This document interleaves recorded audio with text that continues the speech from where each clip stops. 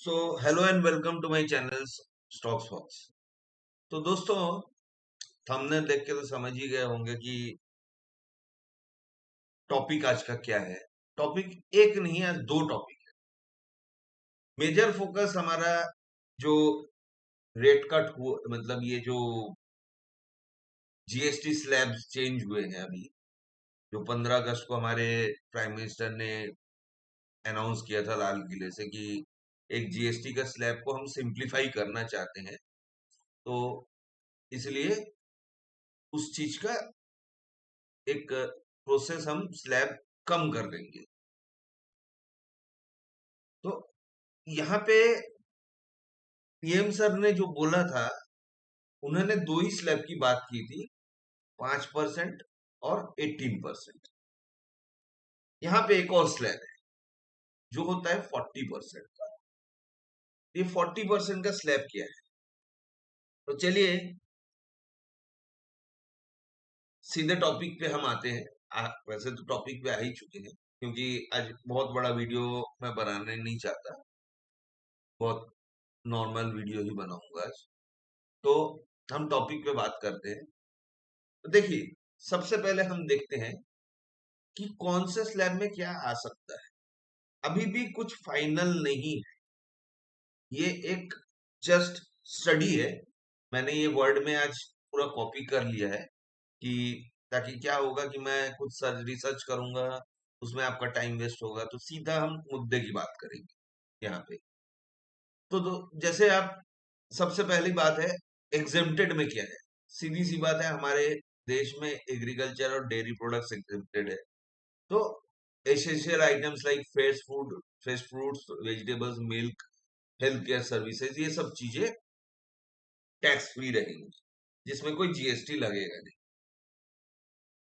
अब 5% के स्लैब में क्या, जो लोअर टैक्स लेवल, उसमें क्या आएगा? देखिए, package food, footwear, up to thousand up to 1000 rupees, economy air travel transport services, handicraft, basic appearance, ये सब चीजें आपकी 5% के स्लैब में आने की उम्मीदें हैं। देखिए, ये सिस्टम क्या होता है, अब प्राइम मिनिस्टर ने बोल दिया दैट डजंट मीन्स कि ये बन गया, वैसा नहीं होता है।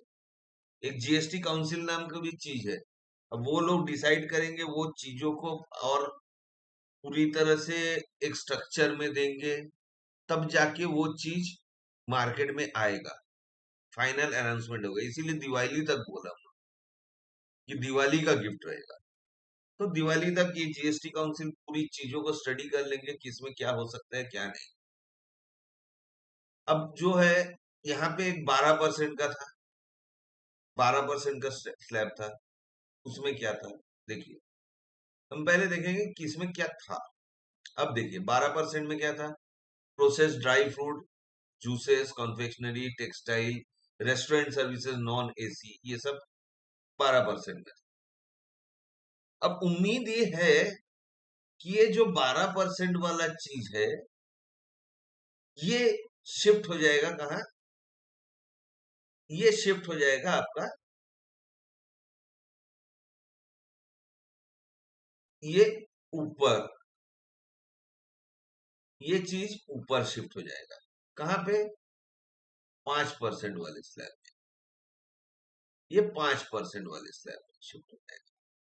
यहाँ पे इस रेंज में ये आ जाएगा। तो वैसे ही एक स्लैब था 28% वाला, अब 28% वाला चले जाएगा 18%, ये उम्मीद है। तो 18% वाला तो 18 में ही रहेगा। जैसे most goods and services, electric appliances, beauty products, IT telecom services, consumer durables. हाँ, यहाँ पे एक थोड़ा सा इशू है, ये वाला जो चीज है, इसमें थोड़ा सा इशू है। अब इशू कहाँ पे है? इशू है इस जगह पे।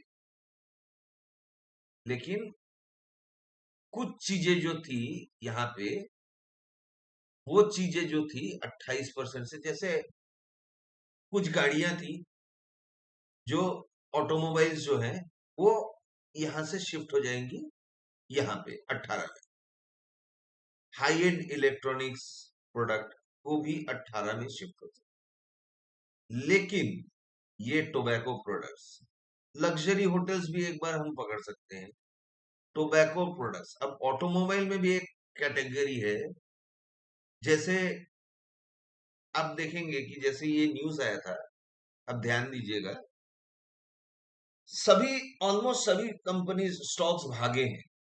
स्टॉक मार्केट में एक ऑटो सेक्टर में बड़ा जंप लिया था मंडे के दिन, लास्ट मंडे को बहुत बड़ा जंप लिया था, ऑलमोस्ट 4-4.5% ऊपर हो गया था ऑटो इंडेक्स। तो उसमें सभी कंपनियां अच्छी खासी गई, लेकिन कहीं ना कहीं टाटा मोटर्स थोड़ा सटका था, 1 point something percent Tata Motors का ग्रोथ बढ़ा था। पॉजिटिव था, उनको नेगेटिव नहीं था, लेकिन compared to Maruti Mahindra and Mahindra, Tata Motors उतनी तेजी से बढ़ा नहीं। क्यों? क्योंकि टाटा मोटर्स का सबसे बड़ा रेवेन्यू कहां से आता है? JLR, Jaguar land rover. तो जैगुआर लैंड रोवर जो है वो लग्जरी कार की कैटेगरी में है, और वो चीज चले जाएगा 28 से 40% में। तो एक चीज को समझिए, देखिए, ये एनालिसिस करने का भी एक तरीका हो, तो ये हो जाएगा। और टोबैको प्रोडक्ट्स, फिर अल्कोहल, ये सब 40% में आ सकता है। मतलब ये उम्मीद लगाई है, एक एजम्पशन है, यहाँ पे भी कुछ कंफर्म नहीं। जब तक जीएसटी काउंसिल का फाइनल रिपोर्ट नहीं आता, कोई चीज कंफर्म नहीं हो सकती, लेकिन एक एजम्पशन के बेस पे हम, मार्केट भी एक चीजों को एज्यूम करने की कोशिश करता है, तो वैसे ही हम भी थोड़ा सा कर रहे हैं। अब देखिए, 5% और 18% होगा, तो ये दोनों 12 और 28 चले जाएंगे। अब देखिए, यहाँ पे भी है, सिम गुड्स जो है वो 40% में डीमेरिट टैक्स, उसको बढ़ा दिया जा रहा है। अब इसमें बेनिफिट किसको किसको है? देखिए, textile, fertiliser, renewable energy, automotive, handicraft, agriculture, health insurance. अब इसका एक फैक्टर है हेल्थ इंश्योरेंस का, इसको एक बार जीरो करने का चल रहा है बात। और ये चीज अगर इंश्योरेंस जीरो हो गया, देखिए इंश्योरेंस क्या होता है, अभी इंडिया में, हमारे इंडिया में ना, लोग इंश्योरेंस लेना नहीं चाहते, लेकिन अगर इसको जीरो कर दिया जाएगा, इसमें टैक्स अगर जीरो कर दे, टैक्स फ्री कर दे, तो शायद लोग एक बार थोड़ा सा इसको बूस्ट मिले इंश्योरेंस सेक्टर को। तो ये चीजें आपको बेनिफिशियरी, हाँ, और चीजें FMCG, package foods, consumer durables, cement, logistic, MSMEs, real estate, affordable housing. Real estate मतलब वो नहीं जो बड़ा बड़े विलास हो गए, ये हो गए, हाँ, फलाना सिटी, ये सिटी, वो सिटी जो आजकल बन रहे हैं, वैसे वाले नहीं बोल रहा हूँ, एकदम जो हाई एंड वाले, वो लग्जरी में आ जाएंगे। हाँ, जो अफोर्डेबल हाउसिंग, कॉमन आदमी, मिडिल क्लास के लिए। टूरिज्म, हॉस्पिटलिटी, अब टूरिज्म हॉस्पिटलिटी में भी एकदम लग्जरी क्लास की होटल को बेनिफिट नहीं मिलेगा, हाँ, जो मीडियम क्लासेस है उनको बेनिफिट मिलेगा। हाँ, मैन्युफैक्चरिंग, आईटी एंड सॉफ्टवेयर। तो अब देखिए, package food, dairy and medicine का यहाँ पे 12 से 5% हो, ये चीपर हो जाएगा। Small cars, AC, TV, fridge, cement, ये 28 से 18% हो जाएगा, तो ये भी थोड़ा चीप हो जाएगा। हेल्थ और लाइफ इंश्योरेंस प्रीमियम 18% अभी तक, इसको 5% ये जीरो भी कर सकते हैं, अभी कंफर्म नहीं हुआ है कुछ। अगर जीरो हो जाए तो बहुत ही अच्छा चीज कि लोगों के लिए भी। हेल्थ इंश्योरेंस इंसान को बुढ़ापे में चाहिए होता है, वो प्रीमियम बेचारा भरते भरते टैक्स ही भरते रहेगा, तो उसको क्या इंश्योरेंस का बेनिफिट मिलेगा? कंपाउंडिंग नाम का भी चीज होता है, तो वो मैंने पहले वीडियोस में समझाया, उसको आप देख लीजिएगा। अब यहाँ पे एक फैक्टर है सिम गुड्स, टोबैको, गेमिंग वेमिंग। गेमिंग तो खैर अभी बैन कर दिया, गेमिंग में भी अलग फैक्टर, वो नेक्स्ट पार्ट में आऊंगा अभी, वो भी आपको समझाऊंगा। तो ये चीजें 28% से प्लस सेस यहाँ से 40% हो जाएगी। तो इसको गवर्नमेंट डिस्करेज करना चाहिए। अब देखिए, इसमें एक केस आता है। अब इसमें केस क्या होता है, एक बड़ा क्वेश्चन आ रहा है कि भाई ये जो 28 से 18% गाड़ी की कीमत कम हो रही है, तो गाड़ियों की कीमत क्या 10% कम हो जाएगी? मतलब मान लीजिए एक गाड़ी अगर 3 लाख का मिलता है, तो वो क्या 2,70,000 में मिलने लगेगा? जी नहीं, बिल्कुल नहीं। क्यों? क्योंकि सर बेस प्राइस तो वही रहेगा, सिर्फ जीएसटी कम हो रहा है। बेस प्राइस तो वही रहेगा। अब इसका कैलकुलेशन को हम थोड़ा सा देखते हैं। मैंने ऑलरेडी करके रखा हुआ है, आपका टाइम वेस्ट ना हो करके मैंने सब कुछ करके रखा है। देखिए, पहला केस जो 12 से 5%। अब मान लीजिए किसी का 100 रुपए की कीमत है, बेस प्राइस 100 रुपए है, ठीक है। अब उसमें टैक्स लग रहा है, 12% का जीएसटी लग रहा है, तो वो कितने में मिल रहा है आपको? आप खरीदने जा रहे हो, आपको 112 रुपए देना, 12 रुपए जीएसटी लग जा रहा है। अब जैसे 5 रुपए हो गया, तो आपको लगेगा अब 105 रुपए, मतलब 7 रुपए का डिफरेंस हो गया। 7 रुपए उसकी कीमत घटी, जो कि फाइनल कंज्यूमर प्राइस में 6.25% घटी। तो यहां से 12 - 5, मतलब ये 7% घट रहा है, लेकिन 7% एक्चुअल नहीं, 6.25% आपको मिल रहा है बेनिफिट, ठीक है भैया। अब आप बोलोगे 6.5, भैया ये भी कम नहीं होता है। 6.25 आपको कम नहीं होता है। यहाँ तो आपको थोड़ा सा छोटा सा अमाउंट दिख रहा है, लेकिन आप सोचो साल भर का एक्सपेंस करोगे तो 6.25 बहुत फर्क पड़ता है, और कंपाउंडिंग में तो और फर्क पड़ता है। अब 7 से 8% आपको तो एफडी में रिटर्न मिलता है सर। अब सोच लो, उस हिसाब से कैलकुलेट करके सोच लो। हाँ, यहाँ एक क्वेश्चन आ सकता है जो आपके दिमाग में चल रहा है, मैं कोशिश कर रहा हूँ कि उसका भी जवाब देते चलो। अब देखिए, दूसरा केस 28 से 18%, जैसे small car, cement, AC, TV, ये सब। हाँ, तो यहां मान लीजिए 1,000 रुपए बेस प्राइस लिया, 28% जीएसटी मतलब 1,280। अभी 18% जीएसटी के बाद 180, मतलब 1,180 रुपए आपको देने पड़ेंगे।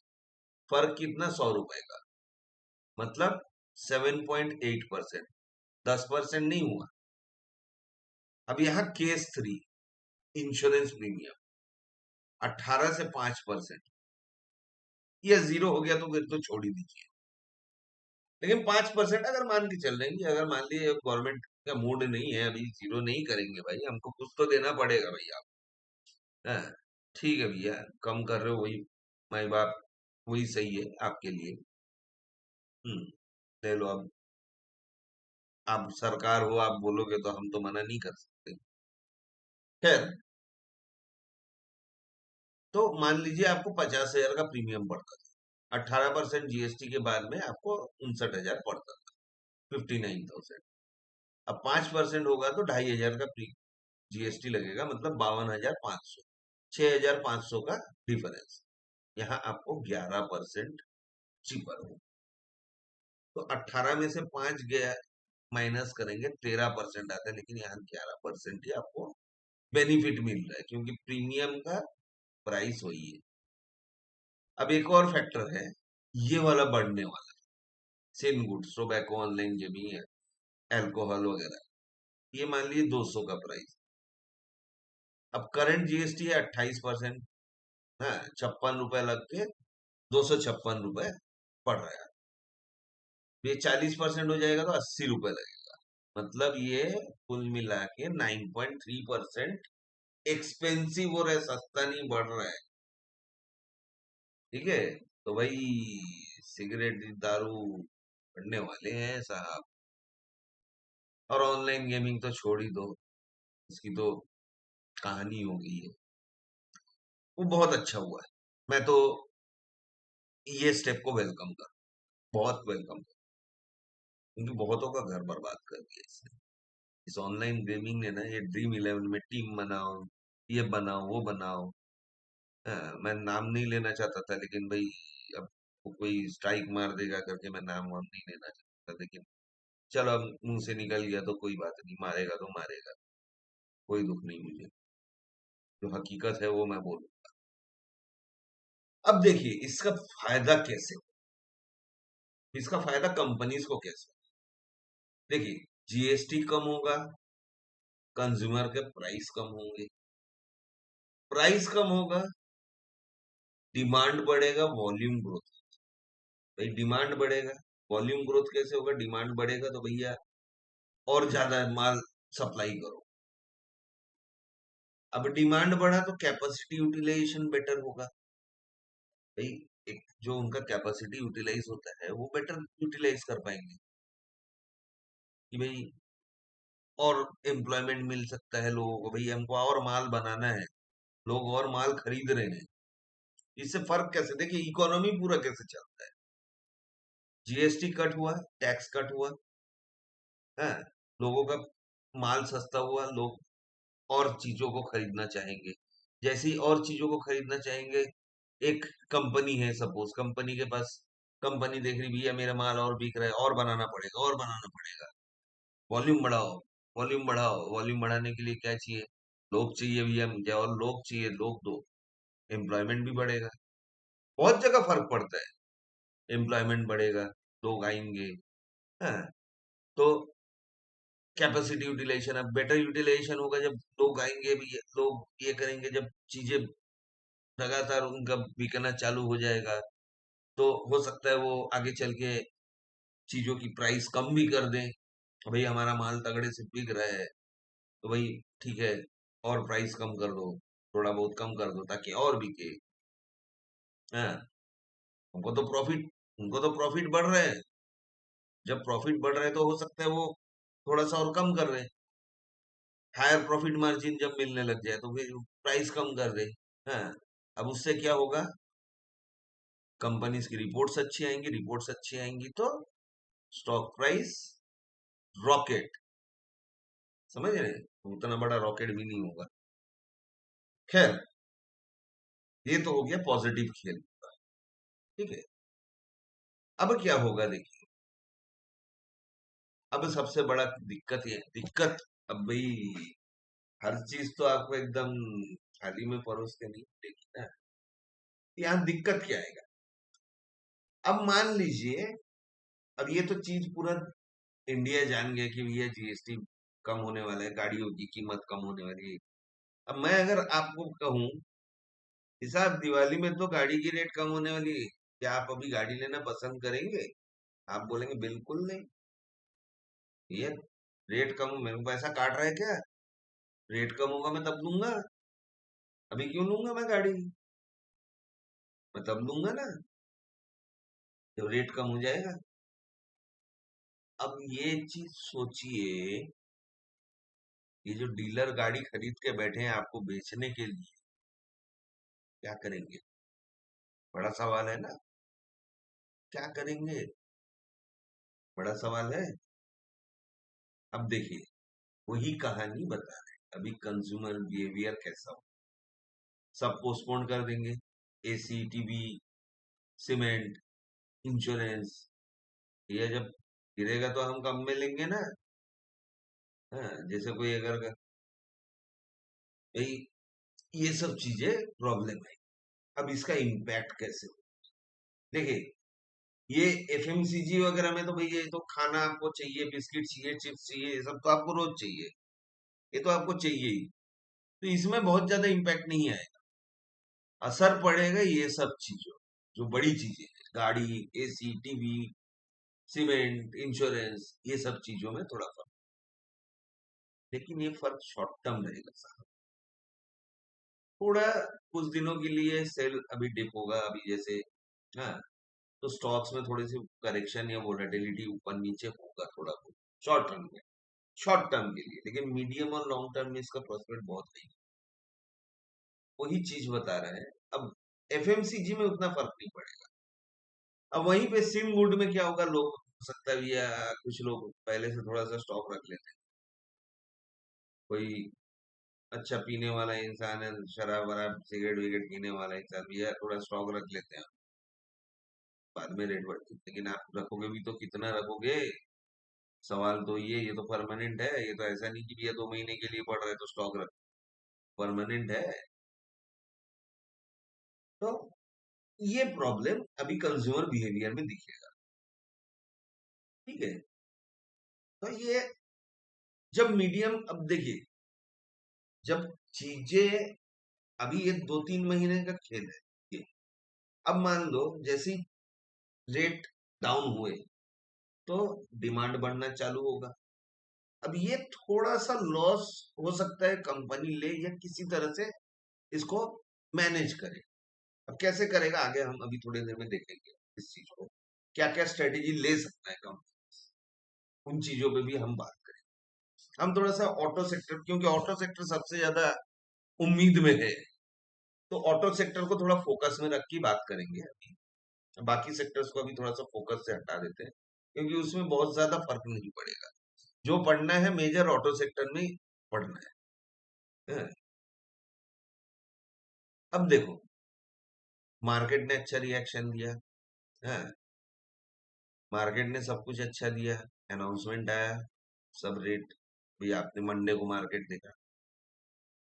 अब मान लो जो मैंने अभी आपको बताया कि भाई सेल क्या होगा, अब देखिए प्री कट में 1-2 महीना हो सकता है कि सेल थोड़ा डाउनफॉल करे। अब वो डाउनफॉल जो करेगा वो क्वार्टरली रिजल्ट में थोड़ा सा रिफ्लेक्ट करेगा, करेगा ही भी, थोड़ा बहुत डाउनफॉल होगा एकदम उस चीज को तो। 1 महीना सेल करके बैलेंस, क्योंकि क्वार्टरली 3 महीने का होता है, अब वो 1 महीना सेल करके तो बैलेंस नहीं कर पाएगा ना। इतना बड़ा भी जंप नहीं आ जाएगा एकदम से भी, दुकान के सामने लाइन लगी पड़ी हुई है, भैया गाड़ी दो गाड़ी दो गाड़ी दो, वैसा भी नहीं होने वाला। क्योंकि गाड़ी की एक कीमत भी होती है सब, आज के डेट में भाई।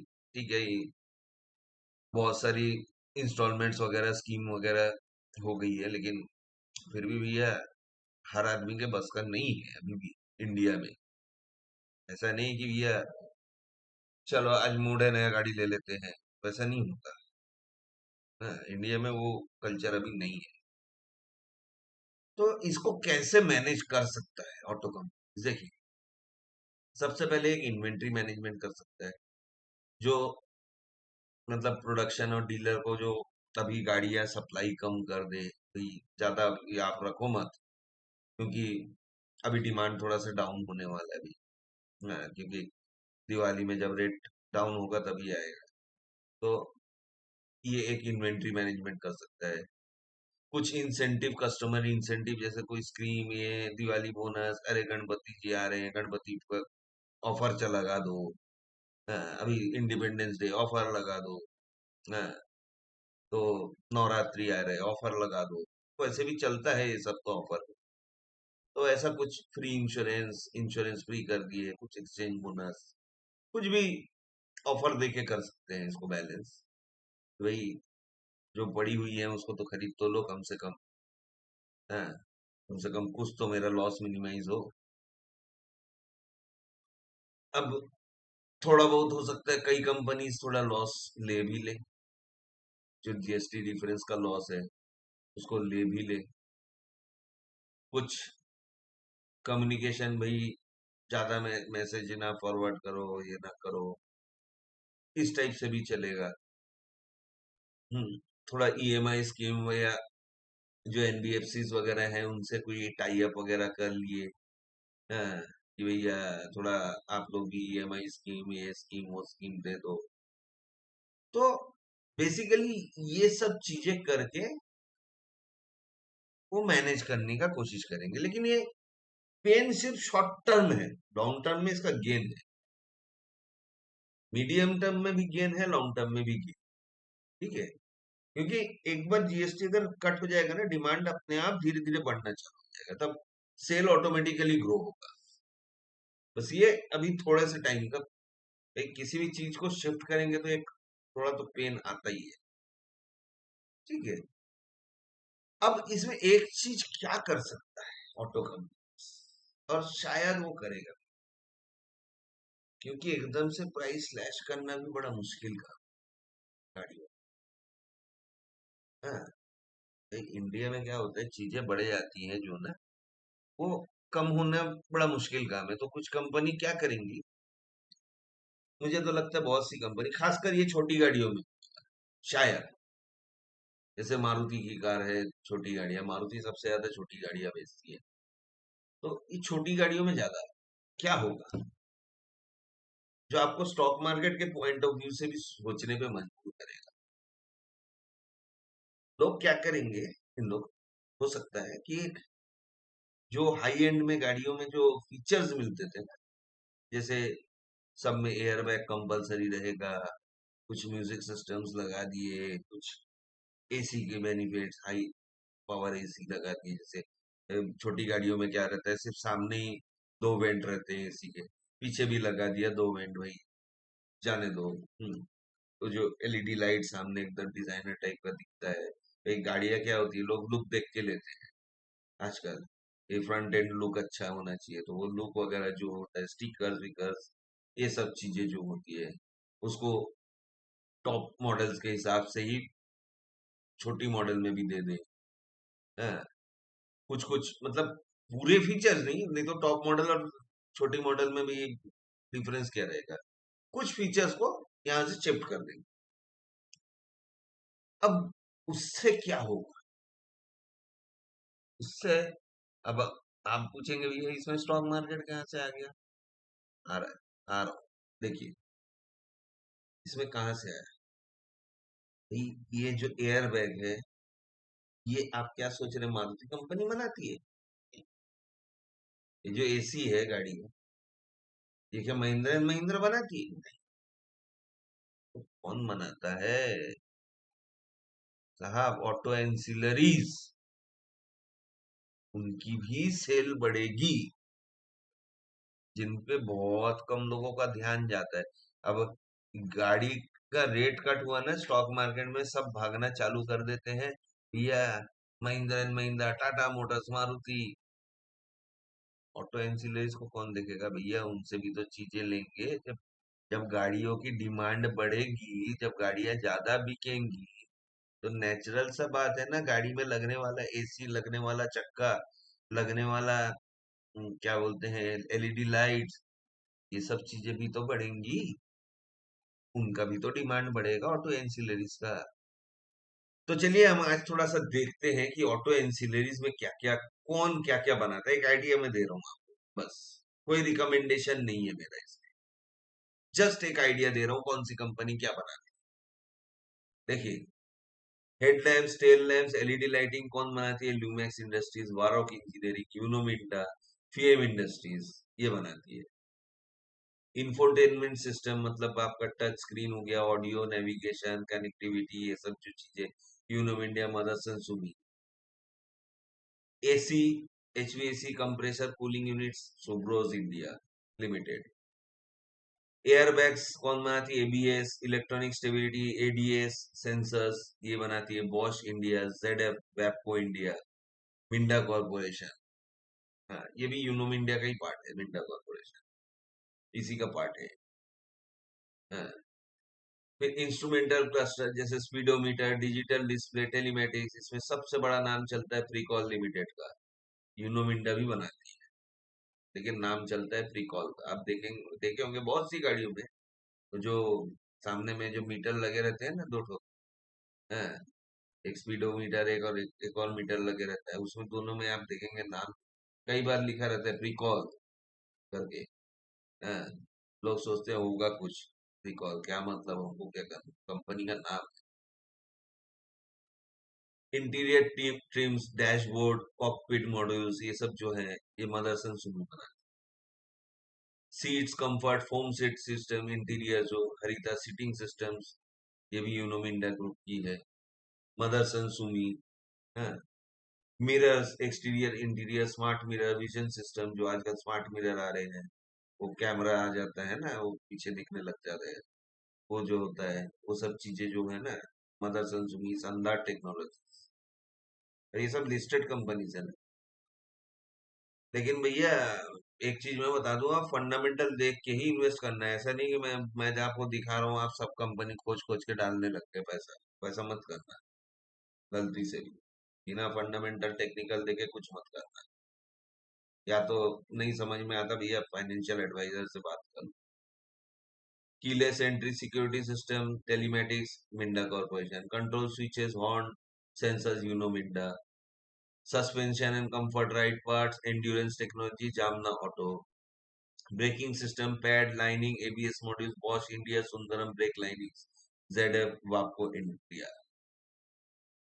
तो ये सारी चीजें हैं। आप चाहो तो इसका वीडियो को थोड़ा पॉज करके आप स्क्रीनशॉट भी लेके रख सकते हो, ताकि आपके रेफरेंस में मैं धीरे धीरे कर दे रहा हूँ। आप वीडियो को पॉज करके स्क्रीनशॉट भी ले लो, है ना, ताकि आपके रेफरेंस में काम आए। हम्म। तो ये हो गया ऑटो सेक्टर के बारे में और एफएमसीजी के बारे में। अब थोड़ा सा चलते हैं हम, इसमें ज्यादा डीप में नहीं जाऊंगा अब मैं। हाँ, अब थोड़ा सा चलते हैं हम, जो ऑनलाइन गेमिंग बिल आया है, अभी जो ऑनलाइन गेमिंग बिल पास हुआ है ना, प्रेसिडेंट देखिए, ये लोकसभा में पास हो गया, राज्यसभा में पास हो गया, और प्रेसिडेंट ने भी एसेंट दे दिया, मतलब ये लॉ बन चुका है। ध्यान दीजिएगा, लॉ बन चुका है ये। 21 अगस्त 2025 से लॉ लागू हो चुका है। तो अब इसमें क्या क्या था देखिए, हम जस्ट एक ओवरव्यू देख लेंगे। इसमें तीन चीजें हैं, बेसिकली तीन प्रोहिबिशन है, जो इसमें तीन कैटेगरी लिए गए, जो गेम का प्लेटफॉर्म बनाता है या ऑफर करता है, फैसिलिटेट करता है, उसको बैन किया जाएगा। एडवर्टाइजमेंट जो करता है, ये जो हमारे बड़े बड़े कुछ सेलिब्रिटीज आ जाते हैं, टीम 11 के लिए, ये के लिए, वो टीम बनाइए, वो बनाइए। हाँ, कई लोग इसको स्ट्रेटेजिकली भी बोलते हैं, भैया इसमें स्किल है, ये है, वो है। तो जिसकी जैसे सोच, हम उसको तो नहीं बदल सकते ना। एडवर्टाइजमेंट जो इसको प्रमोट करेगा, इवन अगर कोई यूट्यूब में इन्फ्लुएंसर भी प्रमोट करता है, उस पे भी प्रोहिबिशन है। Financial institutions can not process और authorize payments related to such games. अभी फाइनेंशियल इंस्टीट्यूशंस, बैंक्स वगैरह को भी इसमें रोक दिया जा रहा है कि ये सब ऐप में आप पैसा नहीं भेजेंगे, ठीक है। तो आप ट्रांजैक्शन करके पैसा ही नहीं घुसा पाओगे तो क्या खेल। अब इसमें क्या क्या पेनल्टीज, अब एक बेसिक स्ट्रक्चर बता दे रहा हूँ। इसमें क्या है कि इन्होंने क्या किया है, जैसे ई स्पोर्ट्स को हमारे मिनिस्टर ने बोला है कि भाई, अश्विनी वैष्णव जी ने बोला कि भाई ये एक थोड़ा सा स्किल बेस्ड है, इसीलिए हम इसको प्रमोट करते हैं, इसमें इंसान का पैसा नहीं जाता। और कुछ चीजें सोशल गेमिंग हो गया जिसमें पैसे नहीं लगते हैं, फ्री गेमिंग हो गया। अब जैसे फॉर एग्जाम्पल मैं आपको बता रहा हूँ, लूडो, आप प्ले स्टोर में जाएंगे, लूडो फ्री में भी मिलता है। अब लूडो खेलिए फ्री में, किसी ने मना नहीं किया। लेकिन जहां आप लूडो में पैसा लगाने लग गए, वहीं पे प्रॉब्लम है। समझ गए डिफरेंस को। अब देखिए, यहाँ पे क्या है, पेनल्टी क्या है, ऑपरेटिंग, जो ऑपरेट कर रहा है उसको 3 साल की जेल और 1 करोड़ फाइन। जो एडवर्टाइजमेंट कर रहा है उसको भी नहीं बख्शा जाएगा, 2 साल का जेल और 50 लाख तक फाइन। जो इसको अगर फाइनेंशियली फैसिलिटेट कर रहा है, 3 साल का जेल और 1 करोड़ तक फाइन है। और जो खेल रहा है उसको भी 3 साल का जेल और 1 करोड़ फाइन। और इस, ठीक है, ये सब पूरे नॉन बेलेबल है, ये देखिए, ये कॉग्निजेबल और नॉन बेलेबल है। अब कई लोग इंडिया में सोचते हैं ना, अरे उन्हें तो खेल लेंगे, बेल हो जाता है, बेल करवा लेंगे, फिर तो केस चलते रहेगा। नॉन बेलेबल है साहब, ध्यान देना, बेल नहीं मिलेगा। अब कई लोग क्या होता है, एक बार कर लिए फिर कर रहे हैं, तो और स्ट्रिक्ट हो जाएगा, 3 से 5 साल जेल और 2 करोड़ फाइन हो जाएगा तब, अगर ये आप रिपीट करेंगे तो, ठीक है। अब ये लाइसेंस रेगुलेटरी, अब क्या क्या प्रोटेक्टिव मेजर लिया गया देखिए, ये एक लाइसेंस रेगुलेटरी अथॉरिटी बनेगा, जो एस्टेब्लिश होगा, जो गेम को क्लासिफाई करेगा कि कौन सा सही गेम है, ताकि अब ई स्पोर्ट्स को रिकॉग्नाइज किया गया है। ये कम्पिटिटिव स्पोर्ट है, ट्रेनिंग एकेडमीज भी है, इंसेंटिव स्कीम्स भी हैं, तो इसलिए इसको स्पोर्ट्स के हिसाब से प्रमोट कर रहे हैं। और सोशल और एजुकेशनल गेम्स स्किल बेस्ड बोल रहे हैं, तो ठीक है, कुछ एजुकेशनल गेम्स भी होते हैं जो बच्चों को खिलाया जाता है कि भाई उनका आईक्यू लेवल थोड़ा बढ़े, हैं, तो वो चीजें इफेक्ट होती है। अब कौन से शेयर इसमें हिट किए हैं, देखो नजारा टेक सबसे बड़ा हिट है, ये पोकरबाजी ये सब में बनाता है। डेल्टा को सॉल्व अड्डा 52 ये सब में था, तो 4 से 7% इसमें भी मार पड़ी। ऑन मोबाइल प्लेटफॉर्म सर्विसेज देता था सम गेम, ये भी 4 से 5% मार। सेंसर टेक्नोलॉजी बहुत ही कम एक्सपोजर था, तो ये -1%। तो ये हो गया गेमिंग का स्ट्रक्चर। तो बस इतना ही आज रखते हैं, क्योंकि बहुत ज्यादा लंबा करने का कोई मतलब नहीं है। अब अगर फाइनली कुछ आउटपुट आएगा तो मैं फिर से एक फॉलो थ्रू वीडियो बना दूंगा आपको बताने के लिए। तो उम्मीद करता हूँ दोस्तों ये आपको वीडियो पसंद आया होगा, आपको कुछ नॉलेज मिला होगा, थोड़ी सी ओवरव्यू और थिंकिंग आपकी चेंज हुई होगी, थोड़ा सा माइंड क्लिक किया होगा। अगर पसंद आए तो एक लाइक, जो नए हैं सब्सक्राइब कर दीजिए, और बाकी तो भई आपकी इच्छा, अगर वीडियो में अच्छा लगा या कोई डाउट है, कुछ है, कमेंट करके मुझे पूछ सकते हैं, मैं बिल्कुल आपको रिप्लाई दूंगा। तो इसी के साथ वीडियो एंड करते हैं। थैंक यू, धन्यवाद।